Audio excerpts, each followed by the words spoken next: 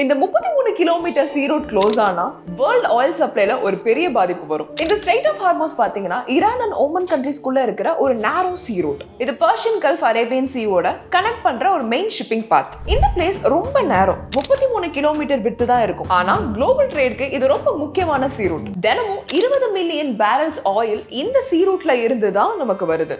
World oil சப்ளையோட almost 20% இந்த ரூட்ல இருந்து தான் பாஸ் ஆகுது. சவுதி அரேபியா, ஈராக், யுஏஇ, மாதிரியான கண்ட்ரீஸ் எல்லாம் இந்த ரூட்ல இருந்து தான் ஆயில் எக்ஸ்போர்ட் பண்ணுவாங்க. சோ அதனால தான் world most important oil choke பாயிண்ட்னு இந்த சீ ரூட்டை சொல்றாங்க. அது மட்டும் இல்லாம இந்தியாவோட 30 ல இருந்து 35% க்ரூட் ஆயில் எல்லாம் இந்த சீ ரூட் வழியா இருந்து தான் வருது. சோ இந்த சீ ரூட் பிளாக் ஆச்சு அப்படின்னா பெட்ரோல் அண்ட் டீசலோட பிரைஸ் இன்க்ரீஸ் ஆகலாம், ஷிப்பிங்கோட காஸ்ட்டுமே இன்க்ரீஸ் ஆகிறதுக்கு வாய்ப்பு இருக்கு. இந்த ஈரான் யுஎஸ் இஸ்ரேல் வார்னால இந்த சீ ரூட் டிஸ்ரப்ஷன் ஆகலாம் அப்படின்னு ஒரு சின்ன பயம் இருக்கு. But petroleum and natural gas மினிஸ்ட்ரியில ஜாயிண்ட் செக்ரட்டரியான சுஜாதா சர்மா என்ன சொல்லிருக்காங்கன்னா, சோ க்ரூட் ஆயில் எல்லாம் வேற ஒரு சோர்ஸ் வழியா வருது அப்படின்னு சொல்லியிருக்காங்க. அதாவது apart from strait of Hormuz வேற ரூட்ல இருந்து நாங்க க்ரூட் ஆயில் சோர்ஸ் எடுக்கிறோம் அப்படின்னு சொல்லியிருக்காங்க. சோ க்ரூட் ஆயில் நம்ம கண்ட்ரிக்கு வரதுல எந்த ஒரு பிரச்சனையும் இருக்காது.